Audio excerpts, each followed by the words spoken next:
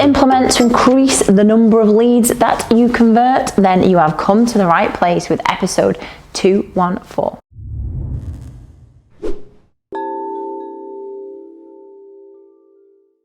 Hello, it's Emma Mills here, armed with my trusty pen and flip chart, coming to you with episode 214 of MiTV, where I'm following on from last week's theme of your leads and looking at them and how you make more of them and how you make more of them in a shorter space of time. Because if you're not making sales and bringing cash into the business, that is the number one of all businesses. You know, culture, service, products, operations, everything. Like, this is number one. If you've not got new customers and cash coming into the business, nothing else really works. So the very, very front end of leads coming in has to be one of your focuses this year, to get them better quality, followed up quicker, converted quicker, making more sales, helping them more, and helping more people with the fantastic service or product that you provide. And this week is about some things to think about to implement in your lead follow-up process throughout the year. I hope these help you.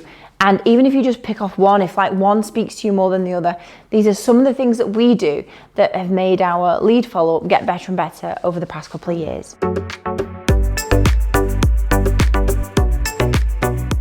Number one, and caveat, not all of these points will apply to every single business, because I'm very aware that we sell different things, products, services, have different flows, information that people need. So, but hopefully one of these helps you. So point number one, if you have a call with a customer in any way, shape or form, predominantly before they buy, so in MiPA we don't have anybody buy something without speaking to somebody in the business. It just doesn't happen. So if you have an interaction or a call with somebody, do you have a really easy way for your customers, prospects, leads to book a call with you? So I've already done an episode on Calendly, which is what we use. That's episode 182 if you want to check that out, of how amazing it is and all the time it saved us. But on our website, so we have a place on every page of the website to be able to book a call directly with us. Sure, you can read more information about what we do, you can download info packs, you can download brochures on our services, but at each stage where you can download stuff, you can also book a call in with a member of our team. We use Calendly for that. There's like a round robin feature where it equally distributes the calls among the people in our team that do the follow-up, that have the sales calls. But how are you making it easy for customers to have a conversation with you if that is part of your sales process, that you're not having them email in, then arrange a time with them, have the back and forth of that? Have you got a place externally on the website to book a call with you? And before you say, okay, I don't want everybody booking a calls in with my team, you can have the Calendly set up to ask specific questions, to then, if something comes through and you don't want to have the call, whether so for example, a lot of our mortgage brokers that we work with, when they get a new inquiry come in and we answer the call and we book a Calendly appointment, we'll ask questions like, do you have a deposit? Have you found a property? And for some of our mortgage brokers, that determines whether they're going to have a call with them right now. So you can have questions on there on Calendly. There's lots of things you can ask them to add as part of that, but actually being able to find a slot, book in without, on a Saturday night, you get a Calendly booking coming through for a call that week. It's a great feeling, it's a great win, and it's loads of time saved on arranging an appointment with a prospect. So on your website, do you have a place where people can speak to you?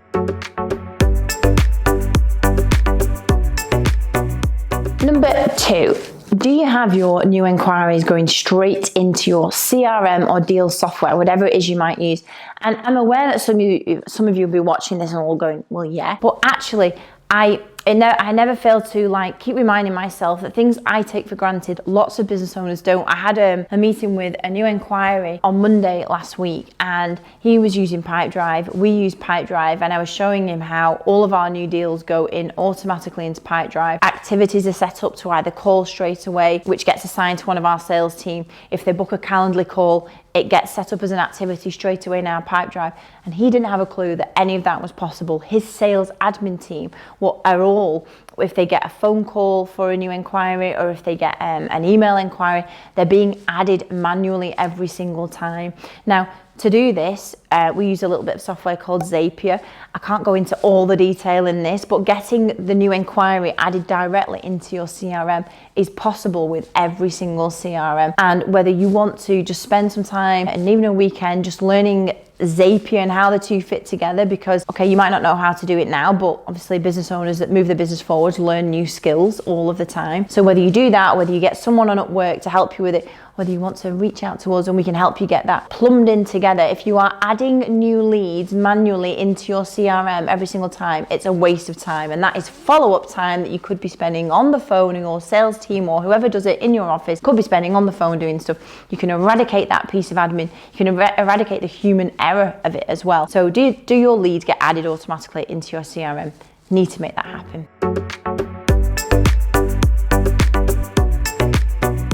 When a new lead comes in, how quickly are you responding to them or following them up? We have clients who, prior to working with us, were following them up the next day, a few days later, a week later, like there was no rhythm whatsoever.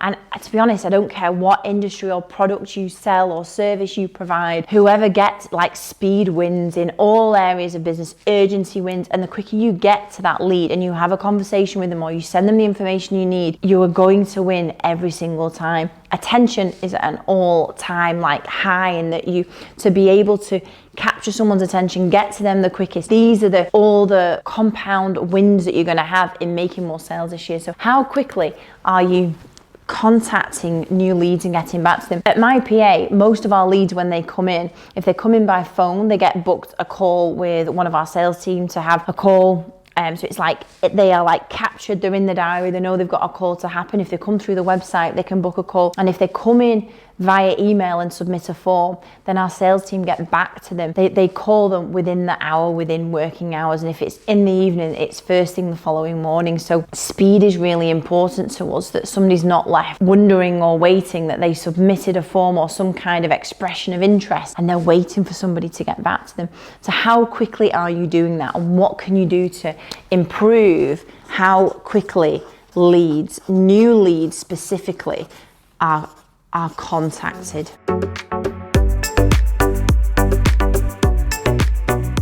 Number 4, I did mention it last week, but for us, it is one of the key metrics that means we convert more sales, because a lot of businesses only focus on the new stuff. So we follow up on every single lead until they specifically say they've bought elsewhere, they're not interested anymore, stop following me up.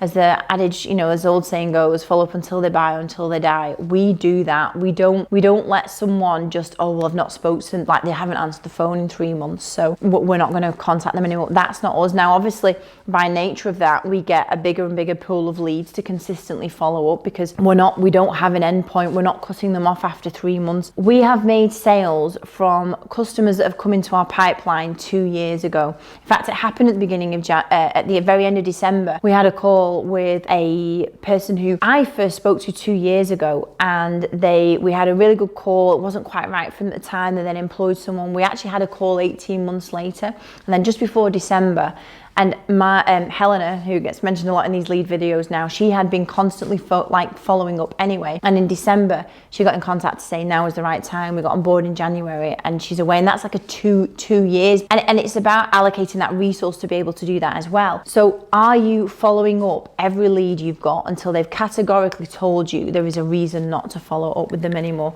So as a bare minimum, is every lead getting monthly contact of some description? And that doesn't always, I mean, for me, phone call is the best. Phone call is always the best. It can be a text message that's sent. It could be an email that's sent as well, but something every single month. They can't fall off your radar until they've bought.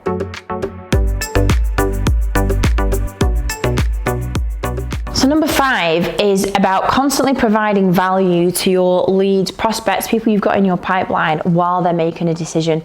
Now, for us, that is MiTV. It's consistent, it goes out every week. And even if 4 feels like a lot that you're having to ring, that you're like, oh, I can't ring them every month, I don't have the resource, which you should put in the plan of how this happens. Our prospect list gets an email from, well, they get 2 emails from me every week with the video version of MiTV and the copy version. So like just a nice written summary of MiTV. And we get different people responding to different ones. And for us, that has been one of the biggest triggers in. It's just another layer of, they're constantly reminded of us, they're constantly helped. So number 5 is, how are you providing value in the pipeline? So while they're sat there and they're not a customer, how are you making them realize that you absolutely know your stuff, that you are the best option, that you can help them more than anybody else? Because for us, having the twice weekly emails, we send other emails out now and then that get added in as a bonus, as in like a bonus for us, in like we've created something else, we've got something else to tell our prospects and customers about.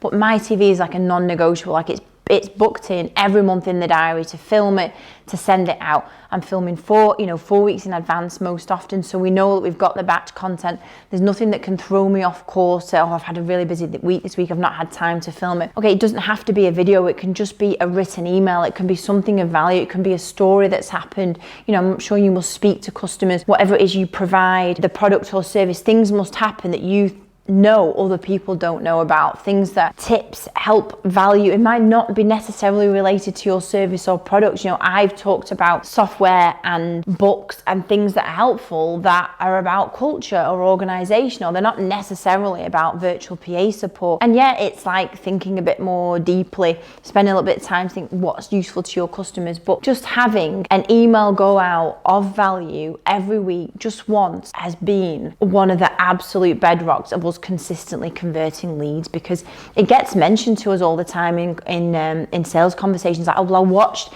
last week's episode and I noticed that you do it like this, so I've started prepping my list of tasks, and it gets mentioned a lot. So having consistent value provided outside of sales follow-up has been, and it gives you that safety net, as if for some reason you don't have sales follow-up available, if the person that's doing it leaves, if you don't have the resource, if you just forget, then having value provided every week is just, it keeps your prospects locked into you as a solution.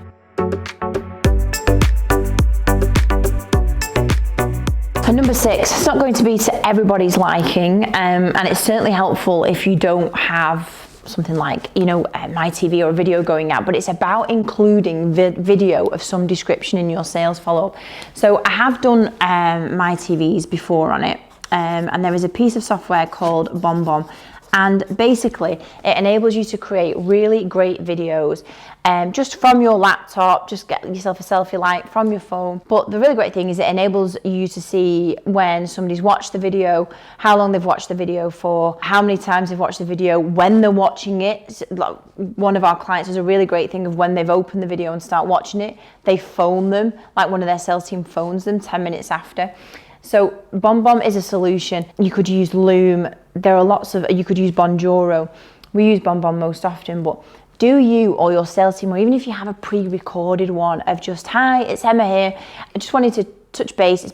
Maybe you craft it into your follow-up campaign of a month in, it could be pre-recorded, because this takes out all the, for you, if you're doing it on your own, it takes out the hassle of having to be doing it every day. Maybe record one where, hi, it's Emma here, and it's been a month since we've had our chat. You could schedule that in when you've had a discovery call, or the date since the leads come in. It's Emma here. Just wanted to double check if you've got any questions. I thought this might be helpful for you. Give them a tip or something related to the service you do. Maybe add a little bit of value in it. And just to say that if you'd like to book another call of any questions at all, here's my link below, like a Calendly call or something like that. But basically, people buy from people, and in a world that is getting noisier, that is getting way more content, like short form content produced, like there's loads of people vying for your attention everywhere. It's going to get easier for people to throw out content on all of the AI platforms that are happening, which I've recorded in MiTV about a couple of weeks ago. But just having, like, more than ever, it's going to be more important that people see your face, or somebody in your business, their face, that they can connect with, they see, they like, and that it's that human relationship is ultimately, even though we are more detached from it than ever with phones and with virtual working, it's what people crave more than ever. So having some kind of video in there from you or one of your team, the right person who's probably best at it, that can just have a video to connect, that it feels personal, it feels direct at the prospect. Having a bit of video in there somewhere is so, so important. Well, I know not all of these 6 are going to be relevant to all of you. I hope that at least one of them you can take something from, implement it, improve your sales process, and get more out of the existing leads that you are getting in 2023. I hope this week's episode helps you to get your head out of the dirt, into the clouds, because it is possible, and I will see you next week for episode 215. See you then. Bye-bye.